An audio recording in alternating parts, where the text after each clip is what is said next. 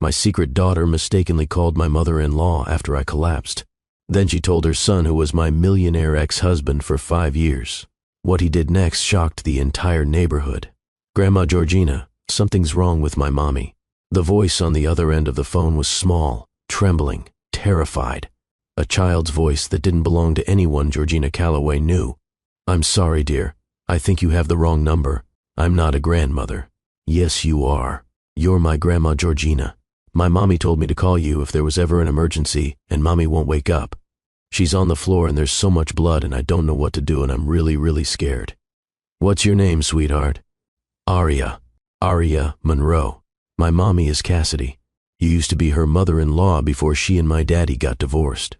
But daddy doesn't know about me because mommy said it was complicated. Have you ever gotten a phone call that changed your entire life in the span of 30 seconds? Have you ever realized in one devastating moment everything you thought you knew was a lie?" Georgina Calloway, 72 years old, society matriarch, keeper of family reputation, felt her perfectly ordered world shatter like crystal hitting marble. Because the name Cassidy Monroe was one she hadn't heard in 5 years. The woman her son Fletcher had divorced.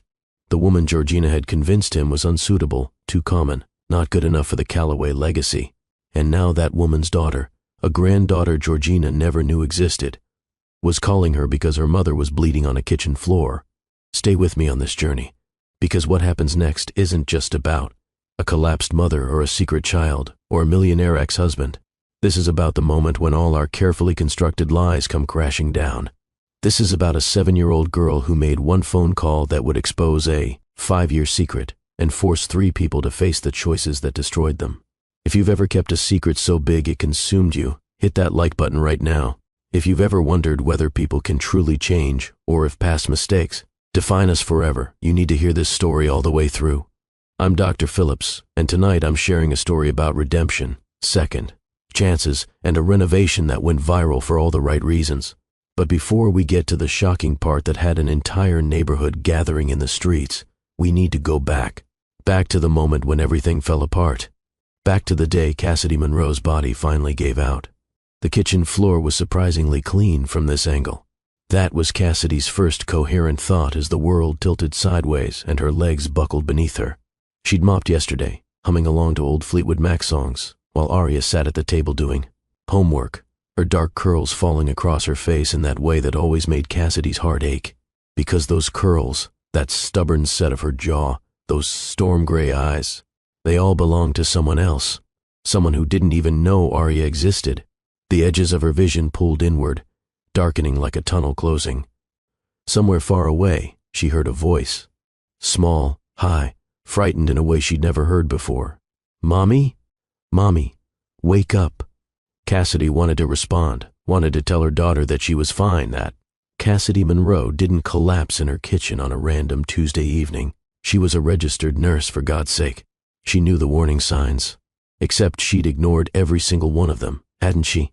The bone-deep fatigue she'd blamed on double shifts at Mercy General.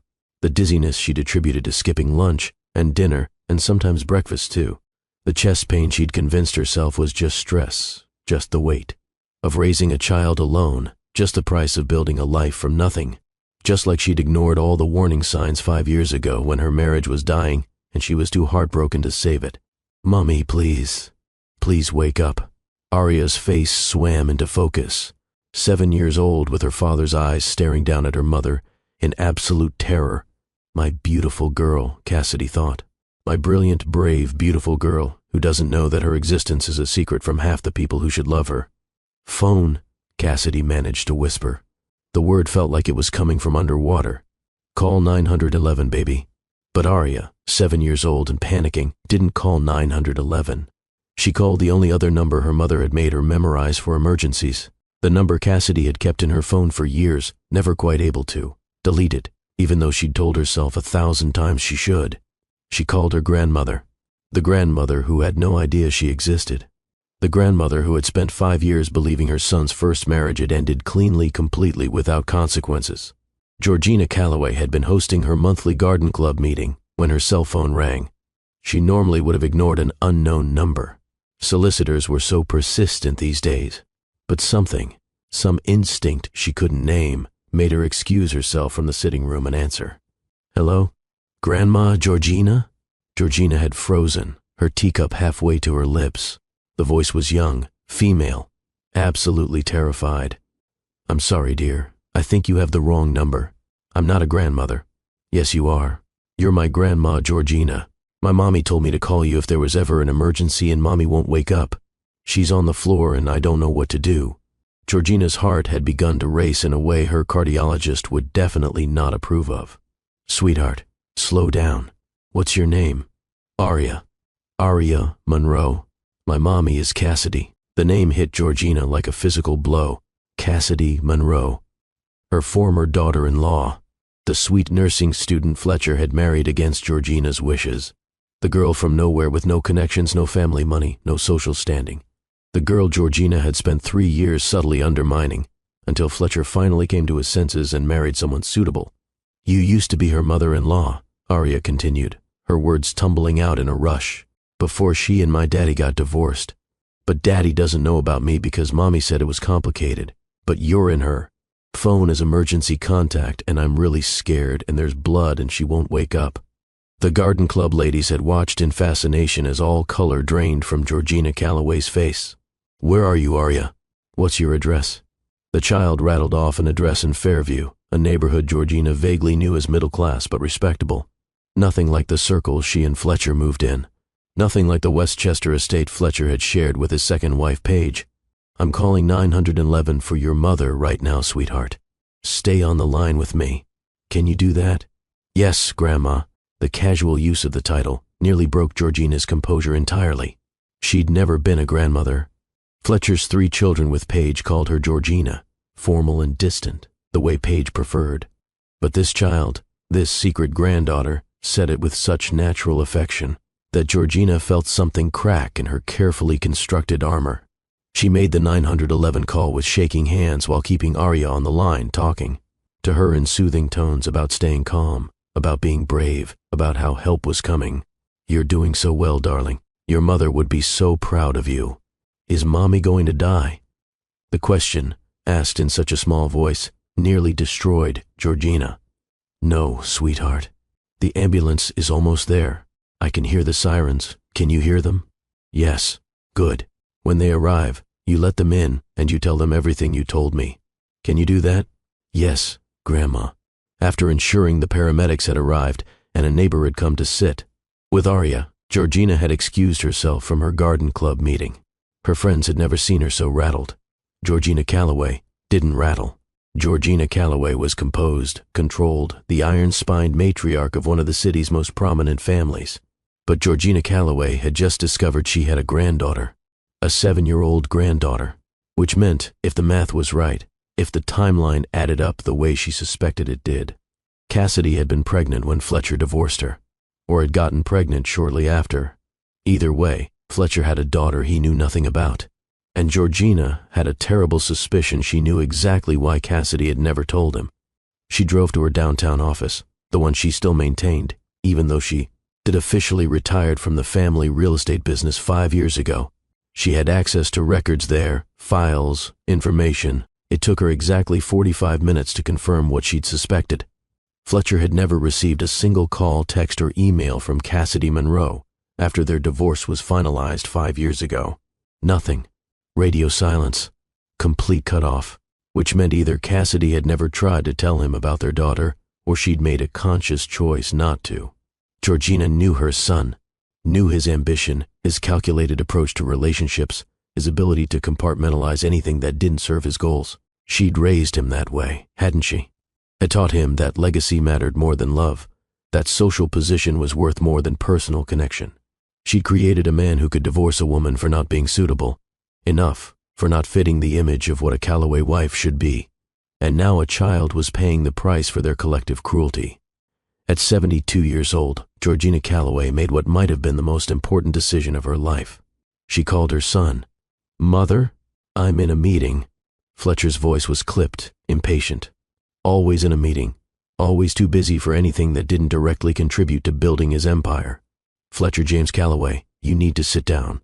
Something in her tone made him pause. "What's wrong?" "I just received a phone call from a 7-year-old girl named Aria. She called me because her mother collapsed and she didn't know who else to contact. Her mother is Cassidy Monroe, your ex-wife. Georgina could hear Fletcher's sharp intake of breath across the line. Is Cassidy all right? What happened? She collapsed in her kitchen. The paramedics have taken her to Mercy General Hospital. But that's not why I'm calling, Fletcher. The child, Aria. She's your daughter. The silence on the other end was so complete that Georgina checked to make sure the call hadn't dropped. That's impossible. Cassidy and I never had children. That was the whole problem. We couldn't conceive and I needed an heir, and we talked about this, Mother. We discussed it extensively before I married Paige. She's 7 years old, Fletcher. Do the math. More silence. Then, quietly, carefully, like he was defusing a bomb. Are you certain?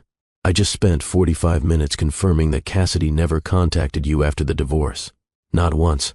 Which means either she discovered the pregnancy after you'd already moved on, or she made the choice not to tell you. Either way, you have a daughter who's been alive for 7 years while you've been building your empire and playing happy families with Paige. Why wouldn't she tell me? Georgina closed her eyes, feeling the full weight of her own culpability pressing down on her shoulders. That's an excellent question, Fletcher. One I suggest you ask her yourself. The child gave me an address in Fairview. Cassidy was taken to Mercy General. I'm heading there now. Mother, I can't just drop everything. I have responsibilities. The Singapore deal is closing tomorrow, and the board is waiting for my presentation. You have a daughter who just watched her mother collapse. A daughter who's been alive for 7 years while you've been too busy building real estate portfolios to notice. I don't care about your responsibilities, Fletcher. For once in your carefully planned life, do the right thing. She hung up before he could respond. Then Georgina Calloway, who hadn't set foot in a public hospital in decades, drove to Mercy General to meet the granddaughter she never knew she had. The cardiac waiting room at Mercy General was nothing like the private medical facilities Georgina usually frequented. Fluorescent lights hummed overhead. Plastic chairs lined the walls. A television in the corner played news no one was watching. It smelled like antiseptic and bad coffee and human worry. Aria sat in one of those plastic chairs, her legs too short to reach the floor, swinging nervously. She was small for 7, with a wild mane of dark curls that clearly hadn't seen a brush today. She wore jeans with grass stains on the knees and a t-shirt with a constellation map on it. In her lap, she clutched a small stuffed elephant that had seen better days. But it was her eyes that stopped Georgina in her tracks. Gray eyes, the exact shade of Fletcher's. The exact shade of Georgina's late husband, James. Calloway eyes, unmistakable and undeniable. Aria? The little girl looked up, and Georgina saw tear tracks on her cheeks. Grandma Georgina? Yes, sweetheart. It's me. Aria launched herself out of the chair and wrapped her arms around Georgina's waist, holding on like she was drowning, and Georgina was the only solid thing in a tilting world. They won't tell me anything about Mommy.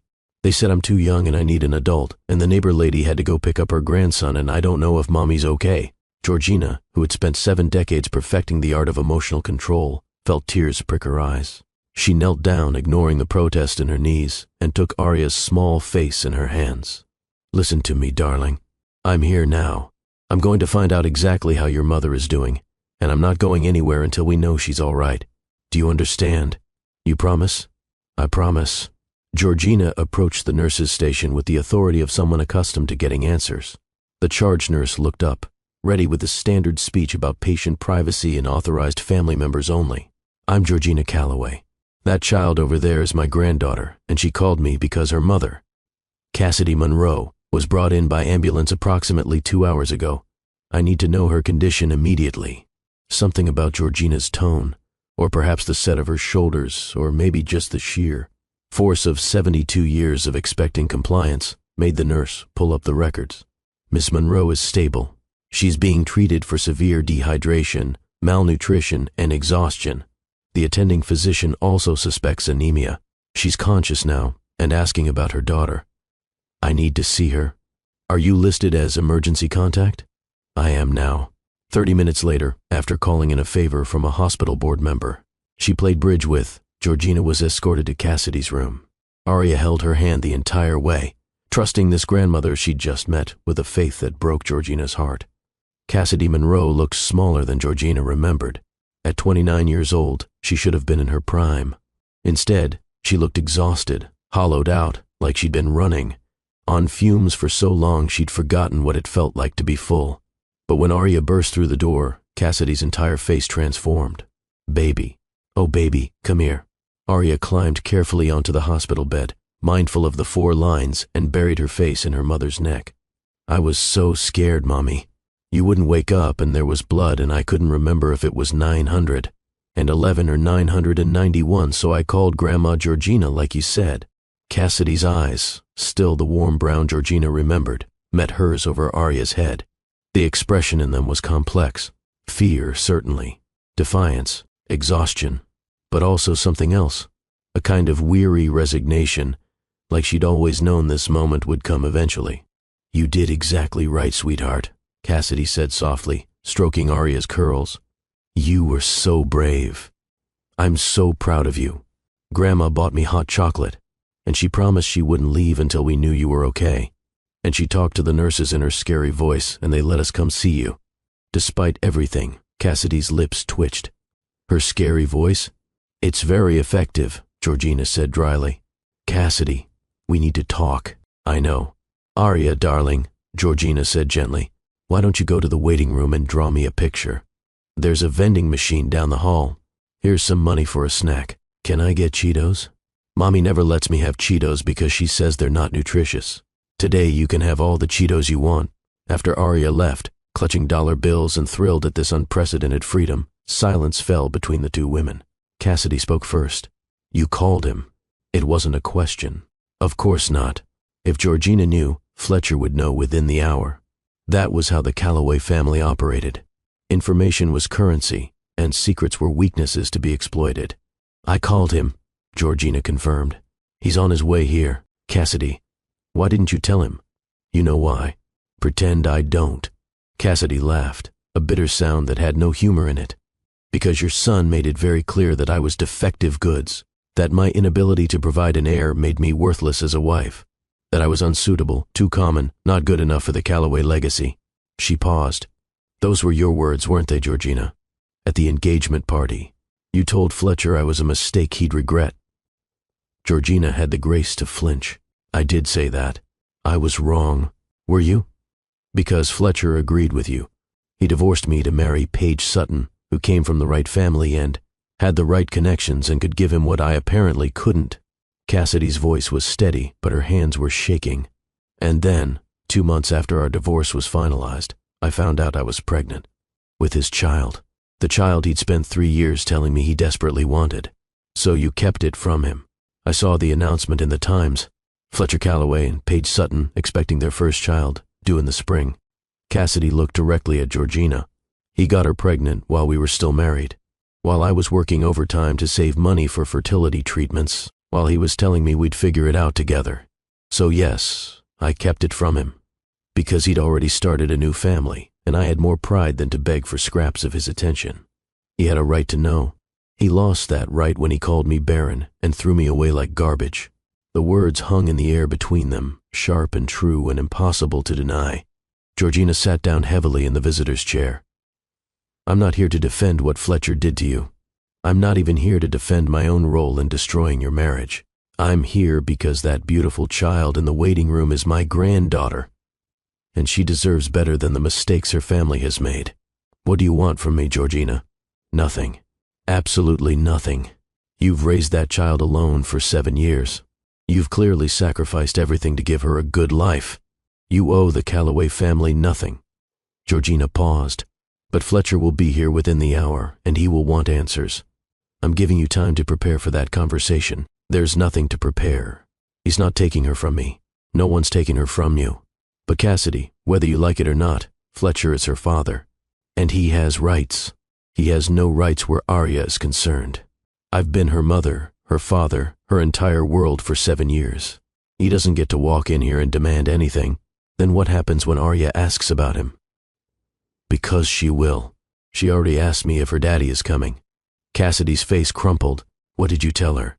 I told her yes, because I called him, and he is coming. And whatever you think of Fletcher, whatever he did to you, that child deserves to know her father. Before Cassidy could respond, the door opened. Dr. Yolanda Reeves, Cassidy's colleague and closest friend, entered with a tablet and a concerned expression. "Cass, you're supposed to be resting, not entertaining visitors." She glanced at Georgina with the professional coolness of someone protecting her patient. "I'm afraid I'm going to have to ask you to leave. Miss Monroe needs—" "It's okay, Yolanda." Cassidy's voice was tired. "This is Georgina Calloway, my former mother-in-law, and apparently Arya's new favorite person." Yolanda's eyes widened. "The mother-in-law? The one who—" "The same." Yolanda's expression went from professional to icy. "Then I'm definitely asking you to leave. My patient doesn't need stress right now. Actually, I need to know my diagnosis." Cassidy struggled to sit up straighter. "Don't sugarcoat it, Yolanda. How bad is it?" Yolanda sighed, glancing between Cassidy and Georgina. "Severe anemia, dehydration, and exhaustion. When's the last time you ate a proper meal or slept more than 4 hours? I've been picking up extra shifts. You've been running yourself into the ground. Cass, you collapsed from malnutrition and stress. If Arya hadn't called for help when she did, you could have had a seizure or worse." Yolanda pulled up a chair. "You're a nurse. You know what this means. You can't keep living like this. I don't have a choice. Everyone has choices. Not when you're raising a child alone. Not when you're trying to build a life from nothing. Not when every decision you make is about survival." Cassidy's voice rose slightly. "I've done everything right, Yolanda. I went to school. I got my degree. I worked my way up to charge nurse. I found a decent neighborhood with good schools. I've given Arya everything she needs, except a mother who's healthy enough to raise her." The words, delivered with the blunt honesty of true friendship, hit Cassidy like a slap. "That's not fair. It's completely fair. You're killing yourself. And for what? Pride? Because you won't ask for help? Because you won't tell your daughter's father that he has a child? He doesn't deserve to know." "Maybe not," Yolanda said quietly, "but Arya deserves to have 2 parents if that's possible. And you deserve to not carry this burden alone." Before Cassidy could respond, there was a commotion in the hallway. Raised voices, someone demanding information, a nurse trying to enforce protocol. And then Fletcher Calloway walked through the door. 5 years had changed him. That was Cassidy's first thought. The boy she'd married at 24, full of dreams and ambition and promises he'd eventually break, was gone. In his place stood a man who looked every inch the millionaire CEO the newspapers called him. He was taller than she remembered, or maybe he just carried himself with more authority now. His dark hair was threaded with silver at the temples. He wore a suit that probably cost more than her monthly rent. But it was his eyes that caught her. Those gray eyes, the same shade as Arya's, were wide with something that looked like shock, or maybe fear. Cassidy. Just her name, spoken in that voice she'd loved and hated and tried so hard to forget. Fletcher. He moved closer to her bed, his hands shoved in his pockets like he didn't know what to do with them. "The doctors say you're going to be fine. I work here. They would have told me if I wasn't." A ghost of a smile crossed his face. Still sharp as ever. "Why are you here, Fletcher?" "Because apparently I have a daughter." His voice cracked slightly on the last word. "A 7-year-old daughter who just called my mother in a panic because you collapsed. A daughter I knew nothing about. And whose fault is that?" His eyes flashed with something. Anger, maybe. Or hurt. "Yours, Cassidy. You kept her from me. You had my child and never said a word. I found out I was pregnant 2 months after our divorce. 2 months after you threw away our marriage for Paige Sutton.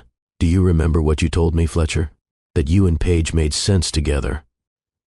That I could never understand your world. That doesn't give you the right."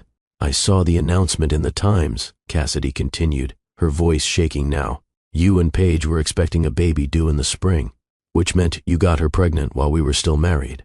Why, I was working overtime to save money for our fertility treatments." Fletcher went pale. "Cassidy, you had already started a new family. What was I supposed to do? Call you up and say, hey, remember how you said I could never give you children? Surprise. But I'm sure your pregnant fiancé would love to hear about it. I had a right to know. You lost that right when you cheated on me." Cassidy's voice rose, and somewhere a monitor beeped urgently. "You lost that right when you chose her over me, over us, over everything we built together." "You're right." Fletcher dragged a hand through his hair, a gesture so familiar it hurt. "You're absolutely right. I was a bastard to you, Cassidy. I threw away the best thing in my life because I was too stupid and too ambitious to see what actually mattered. Cassidy wasn't prepared for his honesty. Fletcher, but she's my daughter too, and I have missed 7 years of her life. First words, first steps, first day of school. His voice broke. You took all of that from me. You took yourself from her when you destroyed our marriage. They stared at each other, years of hurt and anger and regret filling the space between them. Georgina stood quietly in the corner, watching her son face the consequences of his choices. Yolanda moved protectively closer to Cassidy's bed. Finally, Fletcher spoke, his voice barely above a whisper. What's she like? The question broke something in Cassidy, because beneath the anger, beneath the betrayal, she could see what this was costing him. The knowledge that somewhere in this hospital was a piece of himself he'd never known existed. She's brilliant, Cassidy said softly. Reads at a 5th grade level already. Asks questions about everything. Science, art, why people make the choices they do. She paused. She's stubborn as hell, won't back down from anything she believes is right. She gets that from both of us. Does she look like me? She has your eyes, your smile, your ability to charm everyone she meets. Cassidy's voice softened further. But she has my heart. I made sure of that. Fletcher's eyes were suspiciously bright. Can I meet her? Please, Cassidy. I know I have no right to ask for anything from you, but I'm asking anyway. Let me meet her. She wants to meet you too. He looked stunned. She does. She's 7, Fletcher. All she knows is that she's different from the other kids because she doesn't have a daddy. I never told her why. I never told her you were the one who left, or that you didn't know about her. I just said it was complicated. Why? Because she deserved to make up her own mind about you, not inherit my anger. Cassidy met his eyes. But hear me clearly. If you walk out there and meet her, you're making a commitment. You don't get to do this once out of curiosity and then disappear back to your perfect life in Westchester. Either you're in, really in, or you walk away right now. I'm in. No hesitation. Whatever it takes, whatever I have to do. I want to be her father. You have 3 other children with Paige, a wife, a life.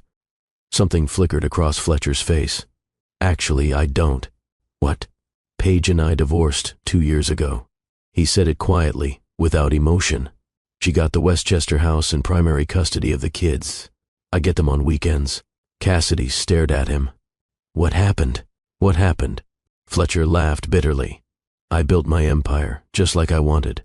Callaway Development is worth $200 million now. I have properties in 6 states. I've achieved everything I thought mattered. He looked at her. And I'm miserable, Cassidy. Paige and I, we made sense on paper, just like I told you. But there was nothing real there. No connection, no partnership. We were 2 people who looked good together at charity galas and made strategic decisions about our children's futures. Fletcher, you asked why I'm here. It's not just because of Aria, though God knows that's enough. I'm here because seeing you again, even like this, is the first time I've felt anything real in 5 years. He stepped closer to her bed. I made the biggest mistake of my life when I let you go. I threw away something genuine for something shiny, and I've regretted it every single day since. Cassidy's heart was hammering. You can't just walk back into my life after 5 years and...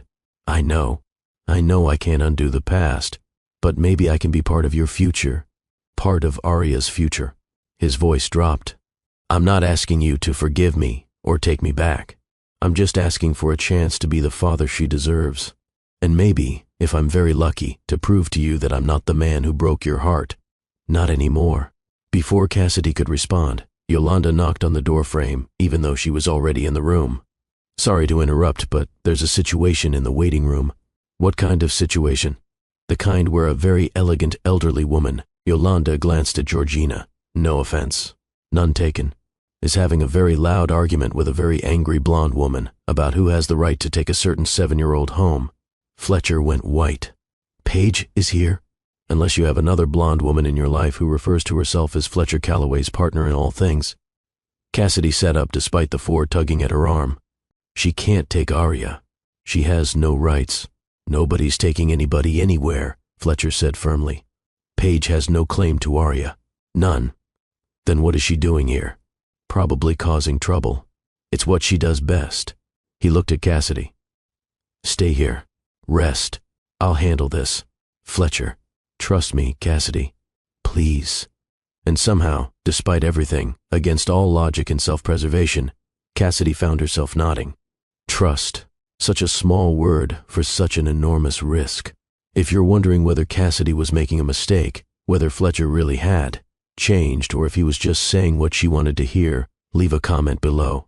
Because what happened next in that waiting room would give everyone their answer. Fletcher walked out of Cassidy's hospital room with his mother following close behind. Yolanda stayed with Cassidy, holding her hand as the sound of raised voices grew louder down the hallway. The cardiac waiting room had never seen drama quite like this. When Fletcher and Georgina arrived, they found a scene that would have been comical if it wasn't so painful. On one side stood Paige Sutton Calloway, 41, and beautiful in that high maintenance way of wealthy women who had unlimited time and money to invest in their appearance. She wore a designer dress that probably cost more than most people's monthly salary. Her blonde hair was perfect, her makeup flawless. She looked like she'd stepped out of a country club luncheon, which she probably had. Beside her stood 2 hospital security guards who looked deeply uncomfortable with whatever was happening. On the other side of the waiting room sat Aria, her legs still too short to reach the floor. Orange Cheeto dust on her fingers, watching the adults argue with wide, frightened eyes. And between them, trying to mediate, was a young nurse who looked about 5 seconds away from calling for backup. Fletcher entered the waiting room and the chaos immediately stopped. Everyone turned to look at him. But Fletcher only had eyes for one person, the little girl with dark curls and gray eyes who was looking at him with a mixture of curiosity and fear. His daughter. His child. 7 years of missed moments sitting in a plastic chair clutching a stuffed elephant. Fletcher. Paige's voice cut through his thoughts like a knife. Finally, I've been trying to get answers from these people for 20 minutes. What is going on? Why did your mother call me and tell me you have a secret child with your ex-wife? The entire waiting room was watching now. Other patients' families, off-duty nurses, even the security guards. This was better than any reality show. Paige, this isn't the time or place. Oh, I disagree. I think this is the perfect time and place. Paige's voice rose. Did you know about her? Have you been playing happy families behind my back while claiming you needed space from our children? I found out about Aria 3 hours ago, the same time my mother did. Aria. Paige said the name like it tasted bad. How convenient. How old is she? 7. You could have heard a pin drop in that waiting room. 7, Paige repeated slowly. Which means this woman, this nurse, got pregnant right after your divorce. How do you even know she's yours? Georgina stepped forward and everyone in the room instinctively backed up. When Georgina Calloway spoke, people listened. Because she has Fletcher's eyes, his smile, and his stubborn chin. Because she's brilliant and charming and unmistakably a Calloway. Georgina's voice could have cut glass. And because, unlike some people, Cassidy Monroe has never lied about paternity to trap a wealthy man. The waiting room gasped collectively. This was getting better by the second. Someone in the back actually pulled out their phone to record. Paige turned crimson. How dare you? How dare I state facts? You got pregnant to force Fletcher into marriage. You've spent the past 7 years using our grandchildren as bargaining chips for your lifestyle. Georgina's eyes flashed. Don't you dare stand in my hospital and judge a woman who's been raising her child, alone because she had more pride than to chase after a man who didn't deserve her. Fletcher stared at his mother in shock. Mother. Oh, don't look so surprised, Fletcher. I'm 72, not blind.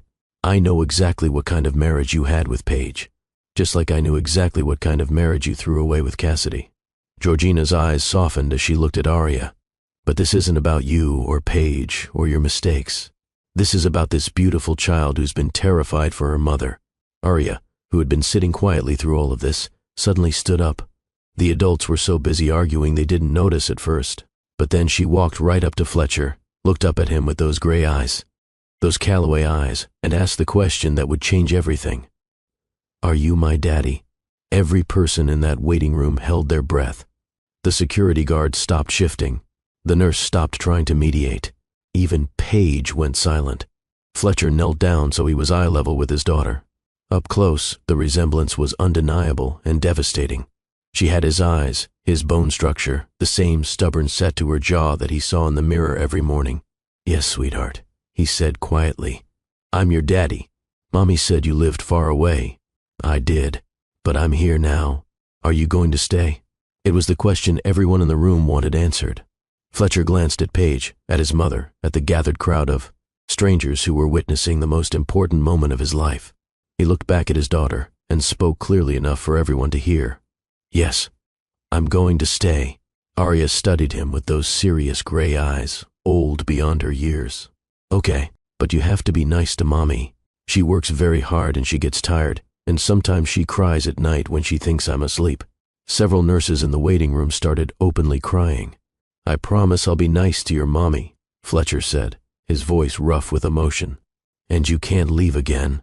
Arya's voice was firm.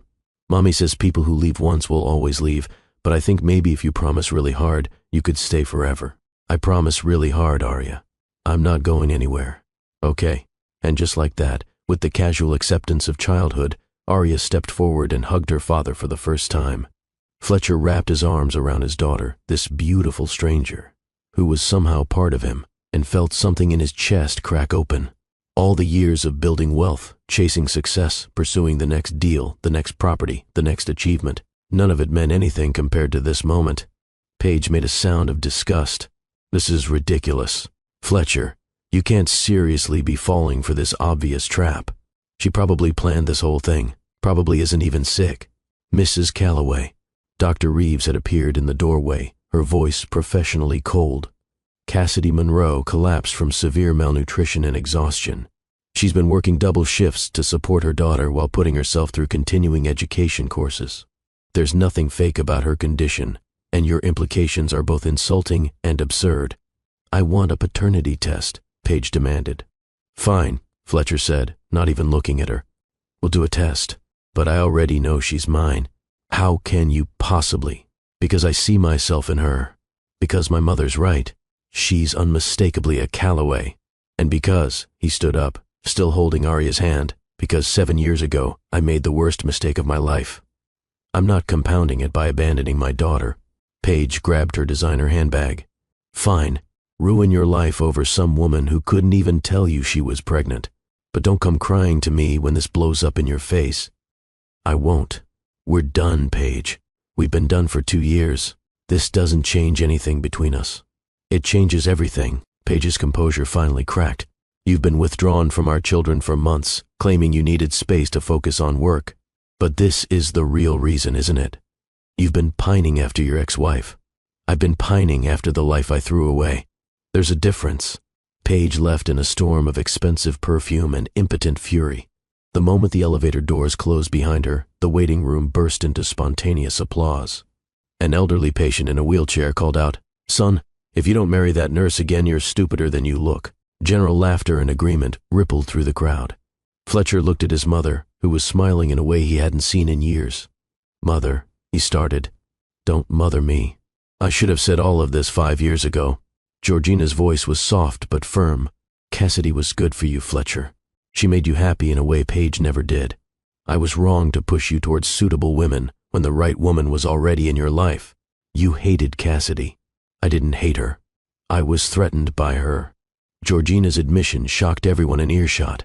She didn't need our money or our name. She loved you for you, and that scared me because it meant I couldn't control your relationship the way I'd controlled everything else in your life.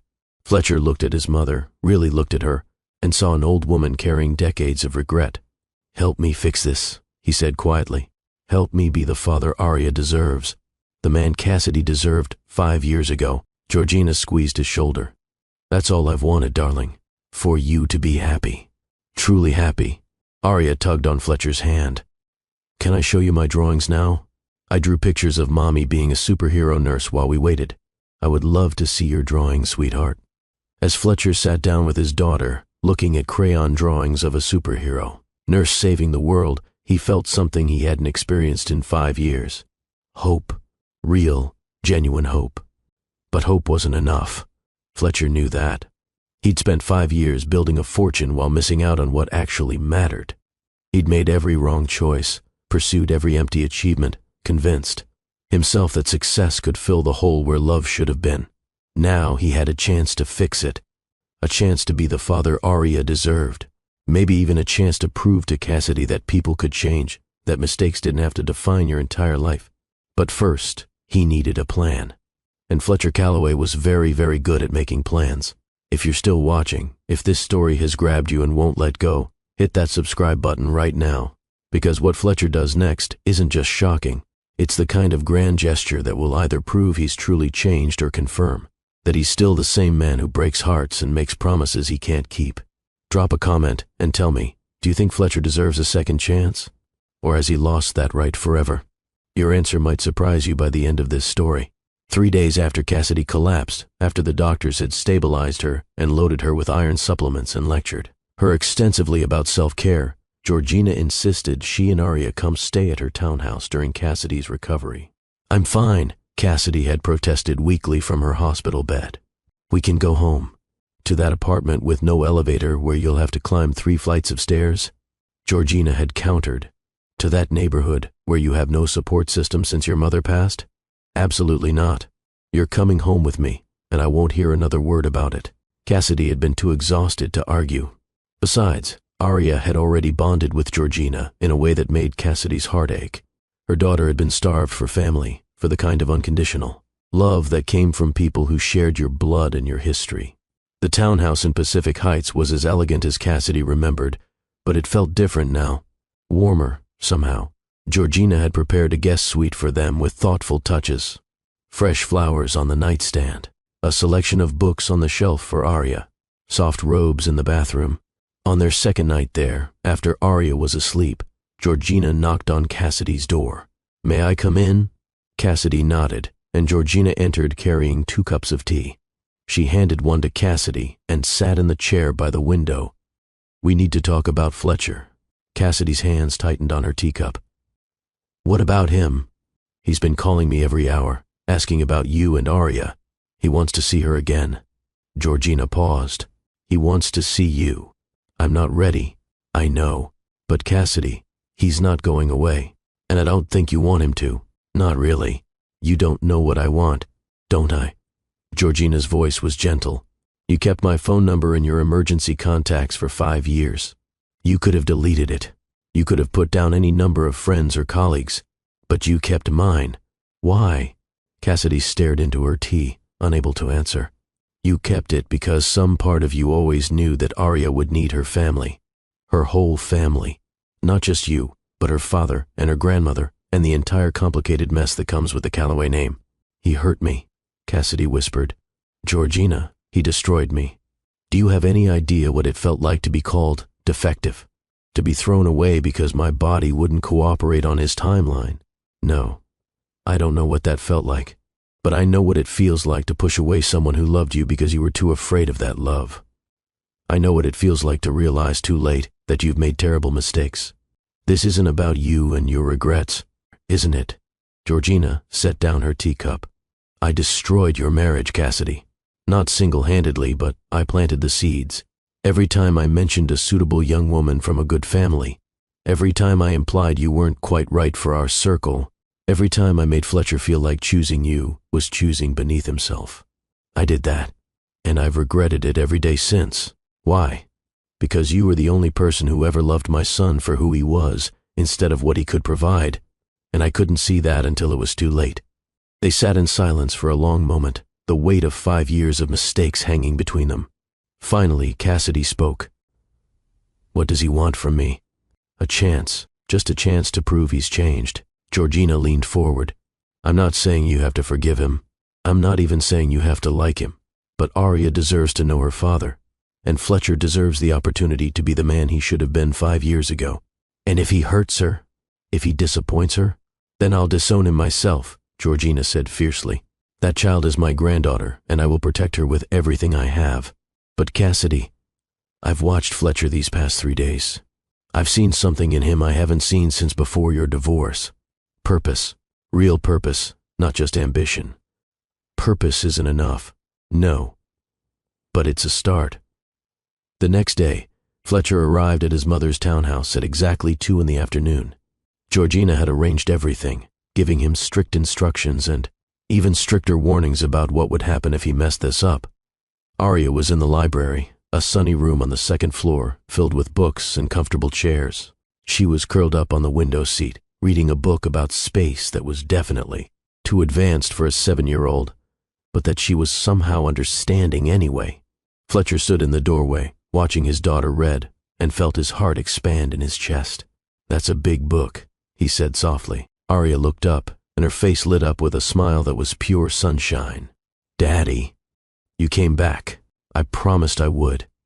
"Mommy says grown-ups break promises sometimes." Fletcher entered the room and sat down in the chair across from her window seat. "Some grown-ups do. I did when I was married to your mom, but I'm trying very hard not to be that person anymore." Arya studied him with those two old eyes. "Why did you leave Mommy?" The question was direct, honest, deserving of an honest answer. "I made a mistake, a really big one. I thought I knew what I wanted in life, what would make me happy. And I was wrong. Did you not love Mommy? I did love her. I loved her very much. But I let other people convince me that love wasn't enough, that I needed other things more." "What things?" "Money, success, the approval of people who didn't actually care about me." "That's dumb," Arya said with 7-year-old bluntness. "You're right. It was very dumb. Do you still love Mommy?" Fletcher took a breath. The honest answer was complicated. The honest answer was that he'd never stopped loving Cassidy, even when he'd convinced himself he had. Even when he'd married Paige and built a life that looked perfect from the outside, but felt hollow at its core. "Yes," he said simply. "I do." "Then why don't you tell her?" "Because your Mommy is very angry with me, and she has every right to be. So I need to prove to her that I've changed before she'll believe anything I say." "How do you prove that?" Fletcher smiled. "That's what I'm trying to figure out. Any ideas?" Arya tilted her head, considering. "Mommy works really hard. She's always tired. And our apartment is kind of small and the water heater breaks a lot. And she cries sometimes when she thinks I'm asleep because she worries about money." Each observation was a knife to Fletcher's heart. While he'd been building a fortune, the mother of his child had been struggling to keep the water heater working. What if I could fix those things? Would that help? Maybe. Arya's voice was thoughtful. "But Mommy doesn't like charity. She says we don't need anyone's help. What if it wasn't charity? What if it was just your dad taking care of his family? Is that what we are? A family?" Fletcher looked at this beautiful, brilliant child and felt something shift in his chest. "We're working on it, sweetheart. If you'll let me." Arya slid off the window seat and approached him cautiously. She stood in front of his chair, studying his face like she was memorizing it. "Daddy." "Yes?" "You have to promise really, really hard that you won't leave again. Because if you leave, it will make Mommy cry more. And I don't like when Mommy cries." Fletcher felt tears prick his eyes. "I promise really, really hard, Arya. I'm not going anywhere ever again." "Okay, then you can be my daddy for real." She climbed into his lap, and Fletcher wrapped his arms around her, holding his daughter for only the second time in her life. She smelled like strawberry shampoo and graham crackers and hope. And Fletcher Calloway, millionaire real estate developer, self-made success, story, made a decision that would shock everyone who knew him. He was going to prove he'd changed. Not with words, but with actions. Not with promises, but with presence. He was going to show Cassidy and Arya that he was worthy of being part of their family. He just needed 72 hours, a small army of contractors, and the kind of dedication he'd only ever previously given to business deals. If you want to see what Fletcher did next, something so dramatic that it went viral and had an entire neighborhood gathering in the streets, stay with me. Because this is where the story gets really good. But first, we need to understand what Fletcher was planning. Not just the renovation itself, but what it represented. A man trying to rebuild more than just a house. Trying to rebuild trust, family, and a love he'd thrown away. Comment below if you think grand gestures actually work, or if Fletcher is about to make another huge mistake. Because what happened over that weekend would change everything. Fletcher spent the next 48 hours doing something he'd never done before. Planning something that had nothing to do with profit margins or return on investment. This wasn't about building wealth. This was about building a home. He sat in his downtown office at 3 a.m, surrounded by blueprints and contractor estimates and photographs of a small bungalow in Fairview that he'd driven past 17 times in the last 2 days. Number 247 Maple Street. The house where his daughter had grown up without him. The house where Cassidy had built a life from nothing while he'd been collecting properties like trophies. The house was small, not run down exactly, but tired. The kind of tired that came from a single mother working double shifts and never quite having enough time or money to fix everything that needed fixing, yellow shutters that needed paint, a front porch with crumbling concrete steps, a yard that was more weeds than grass, but it was theirs, Cassidy and Aria's home, the place they'd built their life together. Fletcher was about to change all of that. His architect, a woman named Regina, who specialized in residential renovation, spread another set of plans across his desk. "Mr. Calloway, I have to be honest with you. What you're asking for isn't realistic. A complete home renovation, structural changes, additions, total kitchen and bathroom overhauls. That kind of work takes months, not days. I don't have months. I have 72 hours. That's impossible.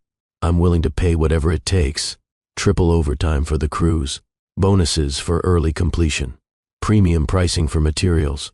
Fletcher met her eyes. "Money is not an object. Time is." Regina studied him for a long moment. "This is about that nurse, isn't it? The one from the news. The secret daughter story." Fletcher shouldn't have been surprised that word had spread. His confrontation with Paige in the hospital waiting room had been witnessed by at least 30 people. In the age of smartphones, nothing stayed private. "Yes," he said simply, "it's about them. And you think renovating her house will fix what you broke? No, but it's a start." Fletcher pulled up photos on his tablet. "My daughter talks about how the water heater doesn't work reliably, how her bedroom doesn't have a window, how her mother works herself to exhaustion and still worries about money. I can't undo 5 years of absence, but I can make sure they never have to worry about those things again." Regina looked at the plans again, then at Fletcher's face. She seemed to see something there that made her decision. "All right, I'll make some calls. But Mr. Calloway, if we're doing this, we're doing it right. Not some quick cosmetic fix. Real work. Quality materials. A home they'll love for years, not just something that looks good in photos. Exactly what I want." By Friday evening, Fletcher had assembled a team. 3 construction crews instead of 1. Electricians, plumbers, roofers, landscapers. He'd called in every favor he had, offered bonuses that made experienced contractors willing to work through the weekend. Georgina had kept Cassidy and Aria at the townhouse under the pretense that Cassidy needed more recovery time. Cassidy had protested, worried about missing work, anxious about being away from home. "I've spoken to your supervisor at Mercy, General," Georgina had said firmly. "You're on medical leave for the next week. Paid leave. So don't even start with the money argument." "Georgina, I can't accept." "You can, and you will. Besides, Aria is enjoying the library and the garden. Let her have this time. Let yourself rest." What Georgina didn't mention was that Fletcher had personally called the hospital administrator, someone who owed the Calloway family several favors, and ensured that Cassidy's leave would be fully paid and wouldn't count against her benefits. Some things, Fletcher was learning, were more important than credit. Saturday morning, 6 a.m., Fletcher stood on the sidewalk outside 247 Maple Street as the sun rose over Fairview. The street was quiet, families still sleeping, the world peaceful and unaware of what was about to happen. The first truck arrived at 6:15, then another and another. By 7 a.m., the entire street was a hive of activity. Contractors unloading equipment, architects consulting blueprints, landscapers marking out the yard. The noise was considerable. Hammers, power tools, voices calling out measurements and instructions. By 7:30, neighbors started emerging from their houses. Mrs. Chen from next door was the first to approach. She was a tiny woman in her 70s who'd lived on Maple Street for 40 years and knew everyone's business. "Excuse me, young man. What exactly is going on here?" Fletcher extended his hand. "Fletcher Calloway. I'm Cassidy's ex-husband and Aria's father." Mrs. Chen's eyes widened. "The ex-husband? The one who left her?" "The same." Fletcher had the grace to look ashamed. "I'm trying to make amends, starting with making sure Cassidy and Aria have a home worthy of them." Mrs. Chen looked at the swarm of contractors, the pile of building materials, the architectural plans. She crossed her arms. "Cassidy didn't ask for this. I know. That's why I'm doing it. She's a proud woman. She might not appreciate you swooping in like some kind of hero when you're the one who left her struggling in the first place." "You're absolutely right." Fletcher met her skeptical gaze. "I was the villain in Cassidy's story. I hurt her in ways I can't undo. But I can make sure she never has to cry over a broken water heater again. I can make sure my daughter has a bedroom with a window. I can use my money for something that actually matters instead of just accumulating more of it." Something in his tone must have convinced her, because Mrs. Chen's expression softened slightly. "That girl has worked herself to the bone for 7 years. Never complained, never asked for help. Always had a smile even when I knew she was exhausted. I know. She deserves better than she got from you. I know that too. That's why I'm here." Mrs. Chen studied him for another long moment, then nodded. "All right then, but if you hurt her again, if you disappoint that beautiful child, you'll answer to me. And I might be 73, but I'm mean when I need to be." Fletcher couldn't help but smile. "I believe you, Mrs. Chen." By 8 a.m., word had spread through the neighborhood. Families emerged with coffee and curiosity. Children rode their bikes in circles, watching the activity. Someone set up folding chairs on their lawn like they were watching a show. Mr. Patterson from across the street brought over a cooler of cold water for the work crews. Mrs. Williams from 3 houses down started making sandwiches, insisting that men doing hard labor needed proper fuel. By 9 a.m., it had become a full-blown neighborhood event. A block party centered around the most dramatic home renovation Fairview had ever seen. Fletcher worked alongside the contractors, not just supervising but actually helping. He'd grown up in wealth, but his father had believed in understanding every aspect of the business. Fletcher knew his way around a toolbox. He helped carry materials, held boards steady while they were measured, and got his expensive shoes dusty and his designer shirts sweaty. The neighbors watched in fascination as this millionaire CEO worked like a common laborer on his ex-wife's house. "What exactly are you doing to the place?" Mr. Patterson asked during a water break. Fletcher pulled out his tablet, showing the plans. Complete kitchen renovation with professional-grade appliances, adding a 3rd bedroom and 2nd bathroom, new floors throughout, built-in bookshelves in what will be Aria's room, fresh paint inside and out, new roof, energy-efficient windows, central air conditioning, landscaped garden with a reading nook. Mr. Patterson whistled low. "That's not a renovation. That's a complete rebuild. My daughter deserves a window in her bedroom. My ex-wife deserves a kitchen where everything actually works." Fletcher's voice was quiet but intense. "They deserve a home, not just a place to sleep between shifts." By noon, the transformation was already visible. The old porch was gone, replaced by the framework of something larger. The roof was half-stripped, new materials waiting to be installed. Windows had been removed, new ones ready to go in, and then the news vans arrived. Someone, probably one of the neighbors, had tipped off the local news about what was happening. A millionaire CEO renovating his ex-wife's house after discovering he had a secret daughter. It was too good a story to pass up. The reporter, a young woman with perfect hair and determined expression, thrust a microphone at Fletcher. "Mr. Calloway, I'm Stephanie Chen from Channel 7 News. Sources say you're renovating your ex-wife's home after discovering you have a 7-year-old daughter you never knew about. Can you comment?" Fletcher looked at the camera, at the neighbors watching, at Mrs. Chen, who was glaring at him like she was daring him to say something stupid. He thought about Cassidy, watching this later. Aria, seeing her father on television. The millions of people who would judge him based on 30 seconds of footage. He decided to tell the truth. "I'm renovating the home of the woman I should never have divorced and the daughter I should have known about from day one." Fletcher looked directly into the camera. "I made terrible mistakes. I threw away something real for something that looked good on paper. I hurt the best person I've ever known because I was too focused on building an empire to see what actually mattered. Are you trying to win your ex-wife back? I'm trying to be worthy of a second chance. Whether I get one is entirely up to her." Fletcher paused. "But my daughter deserves a father who shows up and puts her needs first. Cassidy deserves support, not struggle. So yes, I'm renovating their house. I'm also setting up a trust fund for Aria's education. I'm ensuring Cassidy never has to work double shifts out of financial necessity again. I'm doing everything I should have been doing for the past 7 years. Some people are calling this a publicity stunt. Some people are wrong.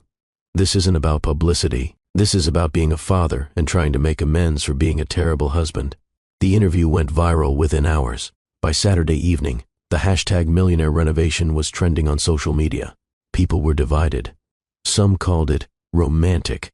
Others called it manipulative.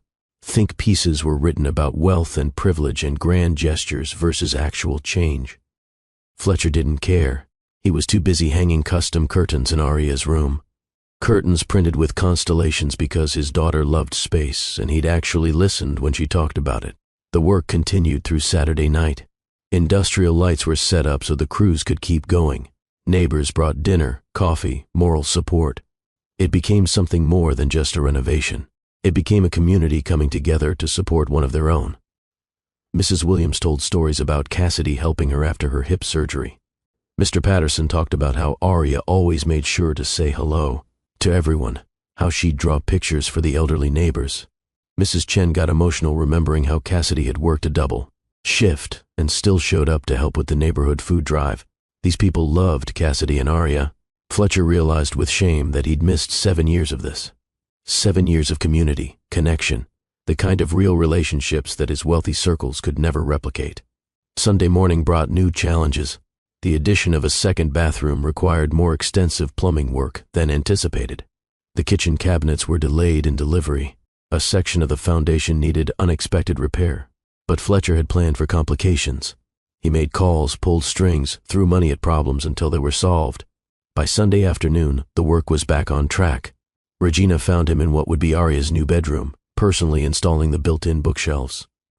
"Mr. Calloway, you should see the kitchen. It's stunning." Fletcher followed her to the back of the house where the kitchen had been completely transformed. What had been a cramped space with outdated appliances was now open and bright.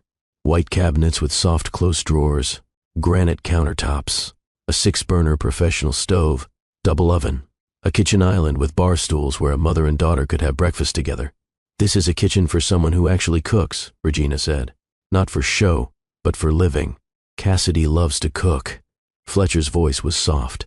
"When we were married, she'd make these elaborate Sunday dinners. She said cooking was how she showed love. Well, she'll be able to show a lot of love in this kitchen." By Sunday evening, as the sun set over Fairview, the transformation was complete. Fletcher stood on the sidewalk where he'd stood 36 hours earlier, looking at what they'd accomplished. Number 247 Maple Street was no longer a tired little bungalow. It was a home. The yellow shutters remained, freshly painted and cheerful. But everything else was new. A wraparound porch with a swing, new siding and a new roof. Windows that gleamed. A landscaped yard with native plants and a stone pathway leading to a garden reading nook. Inside, hardwood floors replaced worn carpet. The living room had built-in bookshelves and a working fireplace. The kitchen was a dream. 2 bathrooms meant privacy and comfort. Arya's bedroom had a window, a loft bed with a reading nook underneath, constellation curtains, and enough bookshelves for a library. Cassidy's bedroom was a sanctuary, soft blues and grays, a real queen-sized bed, an ensuite bathroom with a soaking tub. Every choice had been made with love, not to impress, but to provide comfort, not for show, but for actual living. Fletcher walked through the finished house alone as the contractors packed up their equipment. He ran his hand along the kitchen counters, stood in Arya's room imagining her reading by her window, sat on the porch swing that he'd installed because Cassidy had mentioned once, 10 years ago, that her childhood home had a porch swing. He'd remembered. He'd listened. He'd tried to build not just a house, but a home that reflected who Cassidy and Arya actually were. Now came the hard part, telling Cassidy what he'd done. His phone rang. Cassidy's name on the screen. Fletcher's heart hammered as he answered. "Hello? What did you do?" Her voice was tight, emotional. Mrs. Chen had clearly sent pictures. "I made things right. Or I started to anyway." "Fletcher, you can't just renovate someone's entire house without asking." "I can, actually. I did. It's done. This is too much. It's not enough." Fletcher walked out to the porch, looking at the street where neighbors were still gathered, celebrating this small miracle. "Cassidy, you've been killing yourself to provide for our daughter, working double shifts, skipping meals, sacrificing everything. Let me do this. Let me provide for you both the way I should have been doing all along. I don't want your guilt money. It's not guilt money. It's love money." The words hung in the air between them. Fletcher could hear Cassidy's breathing on the other end of the line. "I love you, Cassidy. I never stopped loving you. And I love the daughter we made together, even though I didn't know she existed. Let me show you both that I've changed, that I can be the man you deserved 5 years ago." Silence. Then, softly, Arya wants to come home. I know. The house is ready whenever you are. Fletcher, she started, then stopped. I need to see it. I'll pick you both up tomorrow morning. After he hung up, Fletcher sat on the porch swing, watching the neighborhood slowly return to normal. Families heading inside for dinner, children being called in from play, the sunset painting the sky in shades of orange and pink. He'd built a home. Now he had to hope it was enough to start building a family. If you're wondering whether Cassidy was going to forgive him, whether this grand gesture would work or backfire spectacularly, you're not alone. Every person on that street was wondering the same thing. Every person watching the viral video wanted to know if love really could survive betrayal. Stay with me, because what happens when Cassidy sees what Fletcher built will either restore your faith in second chances or break your heart. And I promise you the answer is worth the wait. Monday morning arrived bright and clear. Georgina's driver pulled up to 247 Maple Street at exactly 10 a.m. Fletcher had asked the neighbors to give them privacy for this moment, and they'd reluctantly agreed, though he could see curtains twitching in every window on the block. Cassidy got out of the car slowly, her hand gripping the door frame. She wore jeans and a simple blue sweater. Her hair was down around her shoulders. She looked younger somehow, more like the girl he'd married than the exhausted woman he'd seen in the hospital bed. Arya tumbled out behind her, excitement making her bounce on her toes. Mommy, look, our house looks different. Cassidy stared at her home, her little yellow bungalow that had always been slightly shabby but entirely theirs, except it wasn't shabby anymore. The transformation was so complete that for a moment she seemed unable to process it. Her hand came up to her mouth. Her eyes filled with tears. Fletcher stood on the new porch, hands in his pockets, watching her reaction with his heart in his throat. You remembered, she whispered, looking at the porch swing. You mentioned once that your childhood home had a porch swing, that you'd always wanted one of your own. That was 10 years ago. I remembered. Arya was already running up the new steps, her excitement overcoming any hesitation. Daddy, can we see inside? Fletcher looked at Cassidy, asking permission. She nodded slowly, still seemingly in shock. The inside was even more overwhelming than the outside. Cassidy walked through her home like she was seeing it for the first time. Her hands trailed along the built-in bookshelves. She stood in the kitchen doorway, staring at the professional-grade stove, the granite countertops, the kitchen island. A 6-burner stove, she said quietly. I used to dream about having a 6-burner stove. I know. You told me once that you wanted to be able to cook a full Sunday dinner without juggling pans. You remembered that too. I remembered everything, Cassidy. I just forgot what mattered. Arya's shriek of joy echoed from down the hallway. Mommy, Mommy, come see my room. They found Arya spinning in circles in her new bedroom. She'd already discovered the loft bed, the reading nook, the window seat. There's a window, Arya breathed. Mommy, I have a window. And look at the curtains. They have constellations. Cassidy turned to Fletcher, tears streaming down her face now. How did you know she loved space? I listened.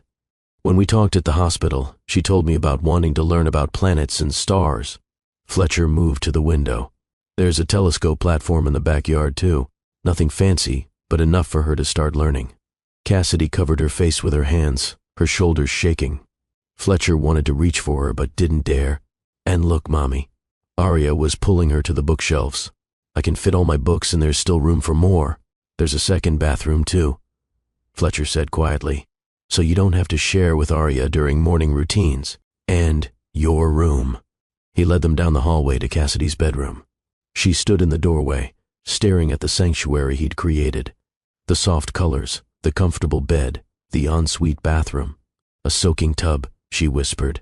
I haven't had a bath in 7 years. Just quick showers between shifts. Now you can have as many baths as you want. Cassidy walked into the bathroom, ran her hand along the edge of the tub, then turned back to him. Fletcher, this is too much. It's not enough. He stayed in the doorway, respecting her space. Cassidy, you've given me the greatest gift in the world, our daughter. You've raised her alone, sacrificed everything, never asked me for a dime. Let me do this, please. Why? Because the first love you. Because I was an idiot who threw away the best thing in my life for something shiny and meaningless.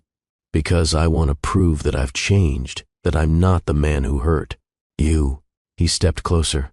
Because every day for the past 5 years, I've regretted walking away from you.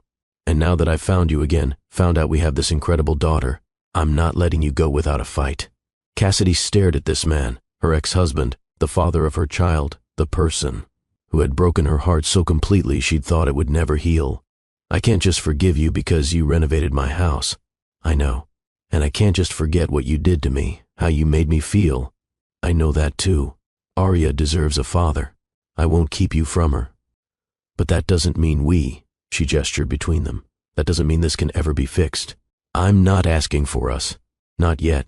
Fletcher held her gaze. I'm asking for a chance to prove I've changed. Let me be Arya's father. Let me be your friend. Let me show you over time that I'm not the man who called you unsuitable and threw away our marriage. And if I never forgive you, if I never want more than CO parenting, pain flashed across his face, but he nodded. Then I'll accept that. Having Arya in my life, being able to support you both, that's more than I deserve. I won't push for more than you're willing to give. From down the hallway, Arya called out, Mommy, there's a fairy reading corner in the garden. Cassidy looked at Fletcher, really looked at him, saw the sincerity in his eyes, the hope, the fear, saw a man who had spent 72 hours and a small fortune trying to build a home for people he loved. Okay, she said softly. Okay, you can try. Try to be Arya's father. Try to prove you've changed. Try to earn back what you threw away. She met his eyes. But Fletcher, if you hurt her, if you disappoint our daughter or make her feel like she's not enough, I will make sure you never see her again. Do you understand? I understand. I won't let you down. Either of you. I promise. Arya appeared in the doorway. Mommy, can Daddy stay for lunch? I want to show him my telescope and my books and everything. Cassidy looked at her daughter's hopeful face, at Fletcher's nervous expression, and made a decision. Yes, sweetheart. Daddy can stay for lunch. The smile that broke across Fletcher's face was like sunrise, pure, genuine joy. As Arya dragged Fletcher outside to show him the garden, Cassidy stood alone in her new bedroom, looking around at this space that had been created with such care and attention. Every detail was perfect because Fletcher had actually listened to who she was, what she needed, what mattered. It didn't erase the past. It didn't undo the hurt or the betrayal or the 5 years of struggle. But it was a start, and maybe, Cassidy thought, starting was enough for now. If you believe in the power of actions over words, of showing up instead of just promising, hit that subscribe button. Because this story isn't just about a house renovation. It's about the harder work of renovating a heart, rebuilding trust, and proving that change is possible. Comment below and tell me, would you give Fletcher a second chance? Or is some betrayal too deep to forgive? Your answer might change as you see what happens next. Because rebuilding a house took 72 hours. Rebuilding a family would take much longer. 6 months passed like pages turning in a book. Each day a new chapter in the story of a family learning to be a family. Fletcher showed up. That was the simplest way to describe it. He just kept showing up. Weekly dinners that became twice weekly. School events where he sat in the audience, often the only father, there wearing a business suit because he'd come straight from work. Father-daughter breakfast dates every Saturday morning at the diner on the corner, where Arya would order chocolate chip pancakes and tell him about her week.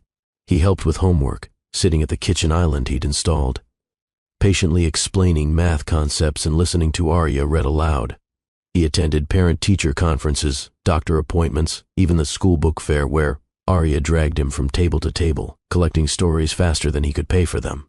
And slowly, carefully, Fletcher also became part of Cassidy's life in a way that wasn't about romance or their past. He became her friend. He'd show up with coffee on mornings when she'd worked night shifts. He'd watch Arya when Cassidy had continuing education courses. He'd fix things around the house without being asked, just noticing what needed attention and quietly handling it. He never pushed for more, never presumed, always respectful of boundaries, always asking permission, always putting Arya's needs first. The neighborhood watched this transformation with the invested interest of people who'd witnessed the dramatic beginning. Mrs. Chen reported to anyone who would listen that Fletcher Calloway was proving himself to be a decent man after all. He's there every Saturday morning, she'd say. And he doesn't just show up. He's present. Listens to that child like she's the most important person in the world. But Fletcher's life wasn't simple. He had 3 other children from his marriage to Paige: Mackenzie, 10, Trevor, 8, Sadie, 6. Children who'd grown up with weekend visitation and a father who was often distracted by work. Introducing his children to each other had been terrifying. Fletcher had put it off for weeks, worried about how his other children would react to discovering they had a half-sister their father had never mentioned. The meeting happened at a park, neutral ground, with both Cassidy and Paige present. Awkward didn't begin to describe it. Mackenzie had been hostile from the start. "So, you're the secret kid." Arya had looked up at this older girl with those gray Callaway eyes and responded with perfect 7-year-old honesty. "I'm not a secret. I'm just new to you," which had made Mackenzie blink in surprise. Trevor, always practical, had asked, "Do you like science?" "Because I'm building a volcano for the science fair, and I need someone to help me paint it." "I love science," Arya had said, "and I'm really good at painting." Sadie, the youngest, had simply walked up to Arya and taken her hand. "Want to see my stuffed animal collection? I have 47. By the end of that first afternoon, the children were playing together like they'd known each other forever. It was the adults who struggled. Paige had pulled Fletcher aside. "This is what you left me for? A struggling nurse and her kid? I didn't leave you for anyone, Paige. We divorced because we were making each other miserable." Fletcher kept his voice low. "And that's my daughter you're talking about. Show some respect. I can't believe you're playing happy families with the woman who kept your child from you. She had her reasons. Good ones. Because I was exactly the kind of man who would hurt her again." Fletcher met his ex-wife's eyes. "I'm trying to be better, for all my children, including the 3 I share with you." Over the following months, Fletcher made a conscious effort to be more present for all his children. He rearranged his work schedule to actually make it to Trevor's science fair, where the volcano, painted beautifully by Arya, won 2nd place. He attended Mackenzie's soccer games, even the ones that conflicted with board meetings. He made time for Sadie's elaborate tea parties where he was forced to drink imaginary tea and compliment her stuffed animals. And slowly, Mackenzie's hostility faded. She started asking about Arya during their weekends together. Started requesting that Arya be included in activities. "She's actually pretty cool," Mackenzie had admitted grudgingly. "And she helped me with my art project." Arya had her father's charm and her mother's kindness. She won people over simply by being herself. Open, curious, kind to everyone. Watching his children together, Fletcher realized what he'd been missing for years. He thought success meant building wealth, closing deals, expanding his empire. But this, his children laughing together, forming bonds that would last their lifetimes, this was actual success. Cassidy watched all of this from a careful distance. She saw how Fletcher showed up for Arya, never missing a commitment, never breaking a promise. She saw how he'd changed his entire approach to fatherhood for all his children, not just the newly discovered one. She also saw the moments when it was hard for him, when business opportunities had to be declined because they conflicted with school events, when he was exhausted from working late but still showed up for Saturday breakfast because he'd promised Arya, when he sat through children's concerts and recitals with genuine interest instead of checking his phone. "He's really trying," Yolanda observed one evening when she'd come over for dinner. She'd become a regular presence, the protective best friend who was determined to make sure Fletcher earned every inch of trust he was asking for. "I know. Are you going to let him back in? Not just as Arya's father, but as your," Yolanda paused, "whatever you two might become." Cassidy looked out the window where Fletcher was pushing Arya on the new swing set he'd installed last month. The sound of her daughter's laughter filled the evening air. "I don't know. He's different. I see that. But I'm different too. I'm not the girl who fell in love with him 10 years ago. I'm not even the woman he divorced. I'm someone else now, someone who's been broken and rebuilt herself. I don't know if the person I am now can fit with the person he's becoming. Maybe that's the point," Yolanda said softly. "You're not trying to recreate what you had. You're building something new, maybe." But Cassidy was afraid of being hurt again, afraid of letting Fletcher close enough to destroy her a second time, afraid of wanting something she might not be able to have. So she kept her distance, kept him in the friend zone, kept her heart carefully protected, until the night everything changed. It was a random Wednesday in November. Cassidy had worked a double shift, and Fletcher had picked up Arya from school, helped her with homework, and made dinner. When Cassidy came home, exhausted and emotionally drained from losing a patient, she found Fletcher in her kitchen. He'd made soup, Real soup, from scratch, the kind her mother used to make when Cassidy was sick. The house smelled like comfort and care. "You look terrible," he said gently. "Go take a bath." "I've got Arya. I can't just," Cassidy started. "Cassidy, you're dead on your feet. I've got our daughter. She's already in her pajamas, teeth brushed, reading in bed. Go take care of yourself for once." Too tired to argue, Cassidy went to her bathroom and filled the soaking tub Fletcher had installed. She sank into the hot water and let herself cry for the patient she'd lost, for the exhaustion that was bone deep, for the loneliness of always being strong.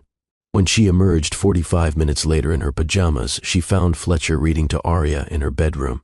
Her daughter was already half asleep, tucked into her loft bed with her stuffed elephant. And then they lived happily ever after. Fletcher finished the story softly. He kissed Arya's forehead. "Good night, sweetheart. Night, Daddy. Love you." "Love you too, baby." Cassidy stood in the doorway, watching this scene, feeling something crack in her chest. This was what she'd dreamed of when she was pregnant and alone. A father reading to their daughter. A family saying goodnight with love and security. Fletcher noticed her and quietly closed Arya's door. He found her in the kitchen, staring at the pot of soup he'd made. "Rough day. I lost a patient. 23 years old. Motorcycle accident. We tried everything." She shook her head. His mother looked just like mine used to.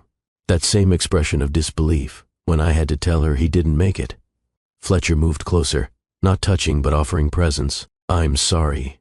And I come home to find you've made soup and put my daughter to bed and..."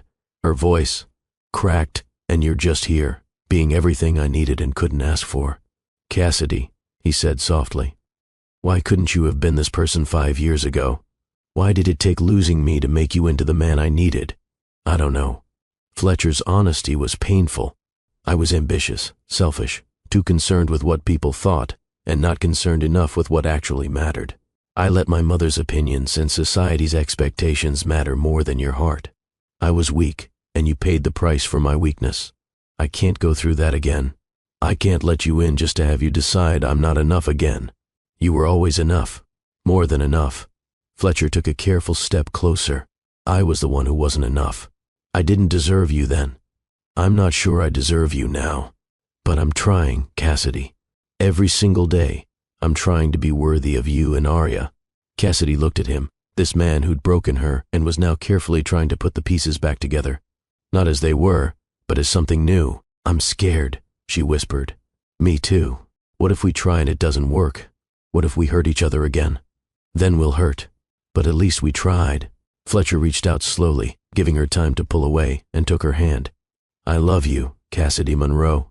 I never stopped loving you, and I will spend the rest of my life proving that you can trust me again if you give me the chance." Cassidy felt tears on her face. "I don't know if I can. That's okay. I'll wait, however long it takes." And that's when Cassidy realized something important. Fletcher wasn't asking her to trust him immediately. He wasn't demanding forgiveness or pushing for a resolution. He was simply showing up day after day, proving through actions that he'd changed. Maybe trust wasn't something you decided to give. Maybe it was something you grew, slowly, through 1,000 small moments of someone proving they deserved it. She squeezed his hand. "Stay for soup? I'd love to." They sat at the kitchen island, eating soup and talking about everything and nothing. Their conversation ranged from Arya's upcoming school play to Fletcher's latest business. Challenge to Cassidy's dream of one day teaching nursing instead of just practicing it. It was comfortable, easy, the kind of companionship Cassidy had never had with Fletcher during their marriage, because they'd been too young, too uncertain, too influenced by outside voices. This was different. Two adults who'd been broken and were learning how to be whole again. When Fletcher left that night, he paused at the door. "Thank you for letting me be here. Not just for Arya, but for you too. Thank you for making soup. Anytime you need soup, I'm your guy." He smiled, that genuine smile that reached his eyes. "Good night, Cassidy." "Good night, Fletcher." After he left, Cassidy stood in her kitchen, the one he'd renovated with such care, and let herself imagine. Just for a moment, what if they could make this work? What if the family Arya deserved was actually possible? It was a dangerous thought, but it was also a hopeful one. And hope, Cassidy was learning, was worth the risk. December arrived with cold winds and the promise of snow. The Fairview Elementary School winter concert was approaching, and Aria had been practicing her solo for weeks. She'd been chosen to sing a verse in the choir's performance of seasonal songs. It wasn't a big role, just a few lines, but to Aria it was everything. "You have to come," she told Fletcher during their Saturday breakfast. "You and Mommy both. And Grandma Georgina, if she wants.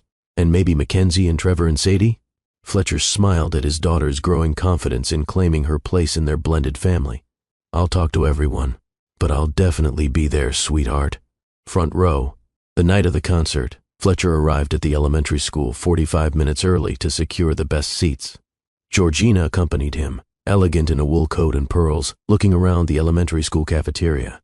Turned auditorium with the same curiosity an anthropologist might show studying a foreign culture. "This is charming," she said, and actually meant it.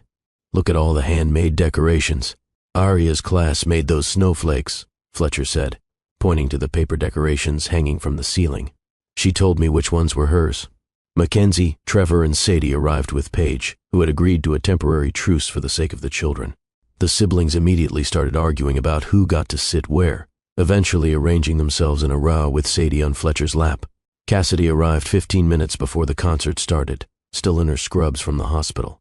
"I'm sorry. Emergency case ran late. You made it. That's what matters." Fletcher gestured to the seat he'd saved beside him. Cassidy slid in next to him, and for a moment they were just two parents at their daughter's school concert, part of a crowd of families, ordinary and unremarkable, and exactly what Cassidy had dreamed of. The lights dimmed. The children filed onto the risers at the front of the cafeteria. Aria spotted them immediately, and her face lit up with a smile that could power the city.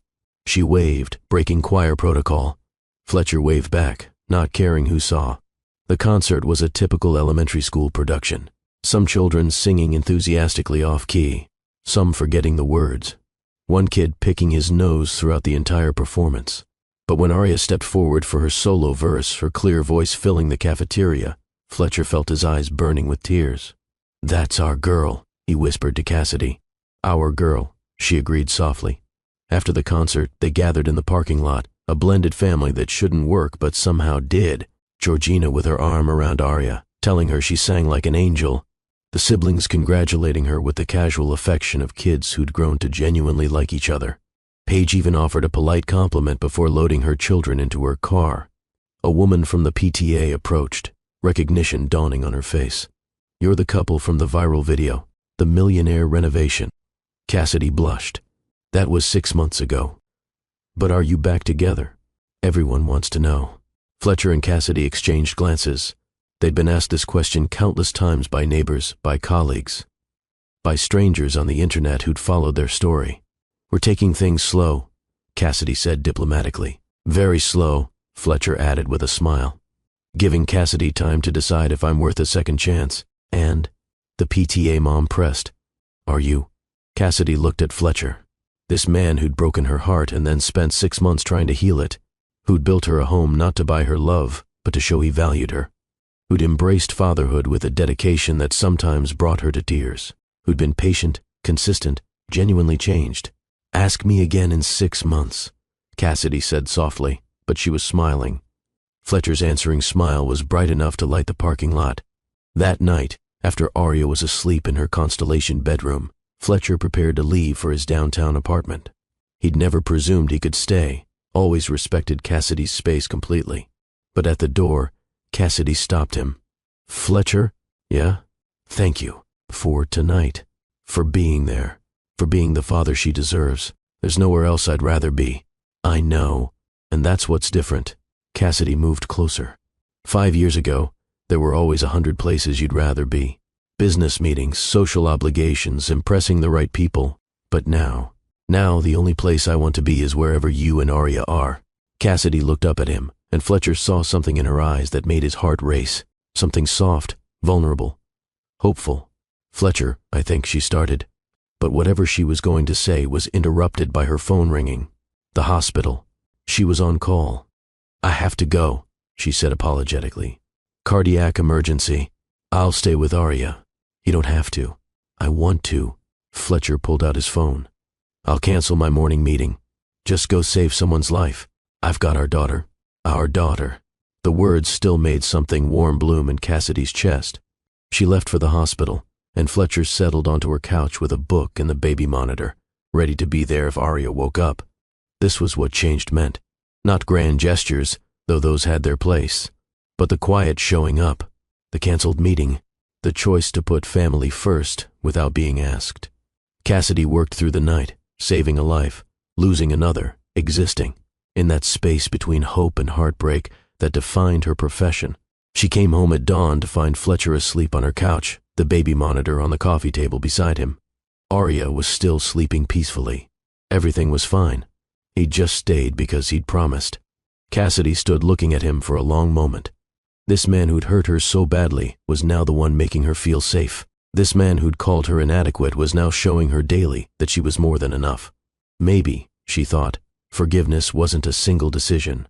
Maybe it was 1,000 small choices to see someone's growth instead of their failures. Fletcher stirred, opened his eyes, saw her watching him. Everything okay? Everything's fine. Patient made it through surgery.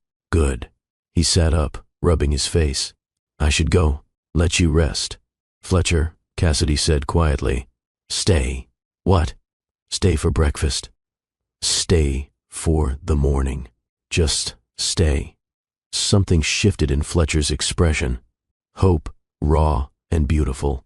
Are you sure? No. But I'm tired of being sure about everything. I'm tired of protecting myself so carefully that I never let anyone close. Cassidy moved to sit beside him on the couch. You've spent 6 months proving you've changed. I see it. I believe it. And I think maybe it's time I stop punishing you for who you used to be and start seeing who you've become. Fletcher took her hand carefully, like it was something precious and fragile. I won't hurt you again. I swear, Cassidy. You can't promise that. We might hurt each other. That's what happens when you let someone close. But I think, she paused, I think the possibility of us is worth the risk of pain. So what does this mean? It means we try, slowly, carefully, with Arya's needs first always. But we try. Fletcher pulled her close, and Cassidy let herself lean into him, let herself accept comfort and care from someone who'd once been her greatest source of pain. I love you, he whispered into her hair. I never stopped loving you. I love you too. Even when I hated you, I loved you. They stayed like that as the sun rose over Fairview, two people who'd been broken finding their way back to whole. When Arya woke up an hour later and found both her parents in the kitchen making pancakes together, her shriek of joy could be heard 3 houses down. Daddy's here for breakfast? On a not Saturday. I'm here for breakfast, Fletcher confirmed.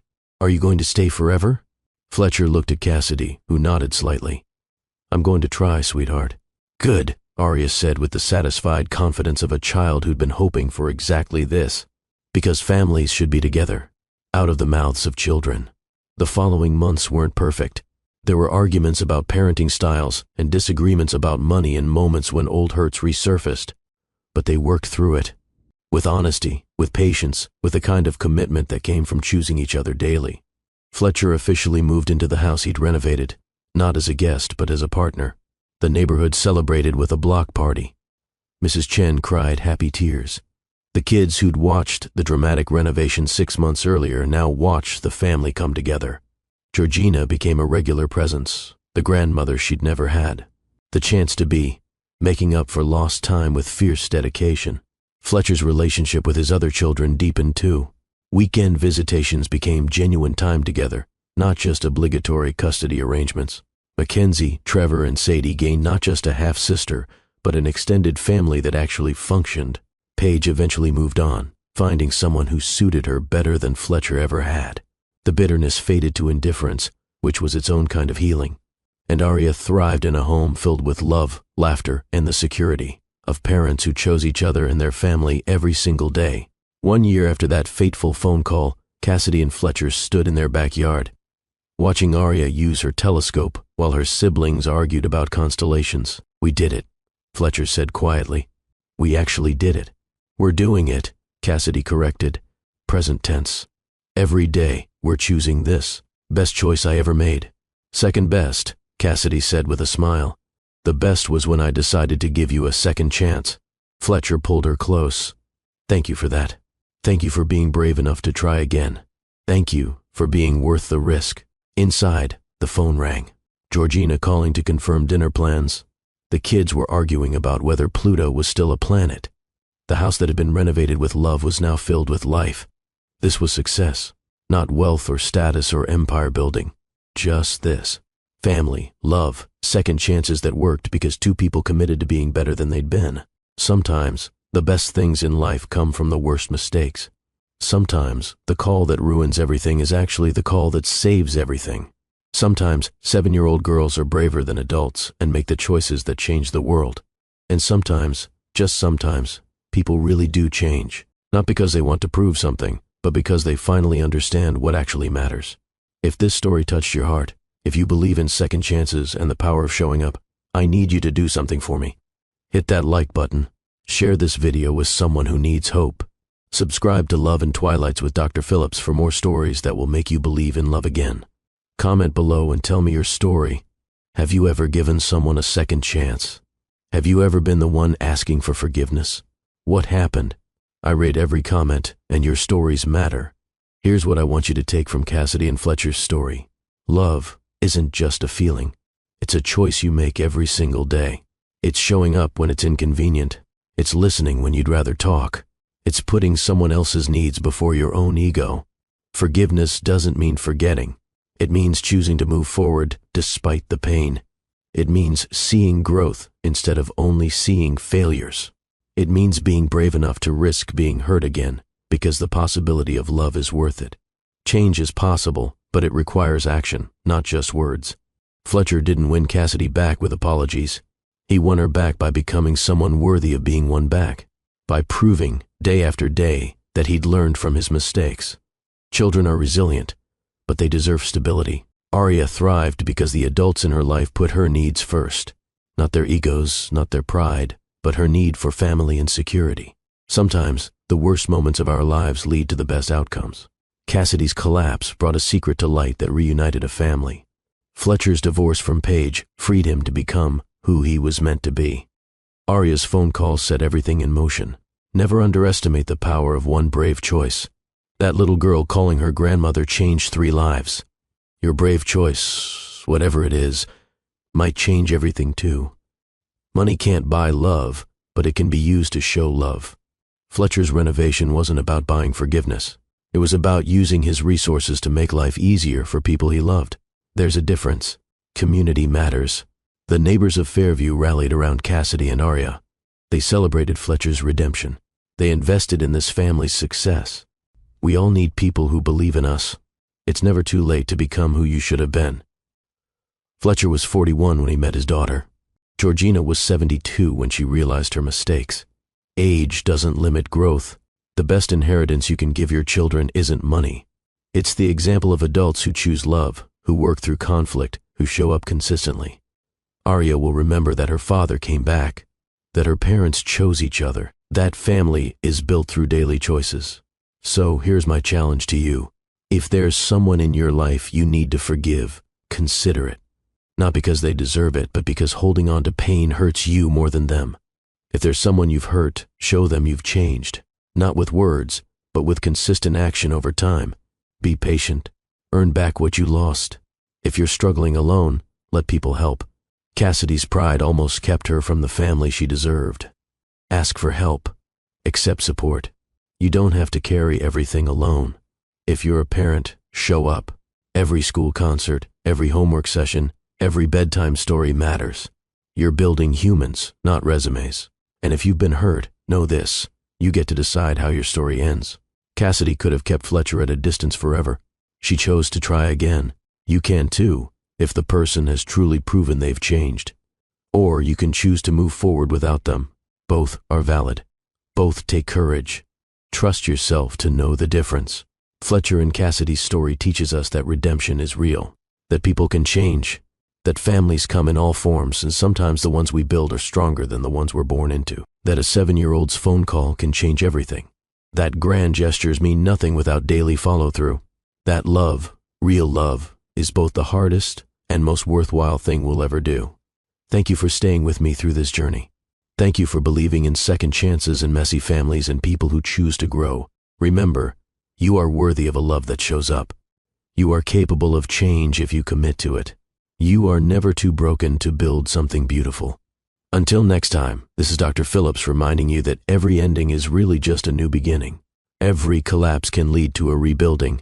Every mistake is an opportunity to become better. Choose love. Choose growth. Choose to believe that the best is yet to come, because sometimes it really is. Now go make that brave choice you've been thinking about. Call that person. Forgive that mistake. Take that risk. Your story is waiting to be written. Make it a good one.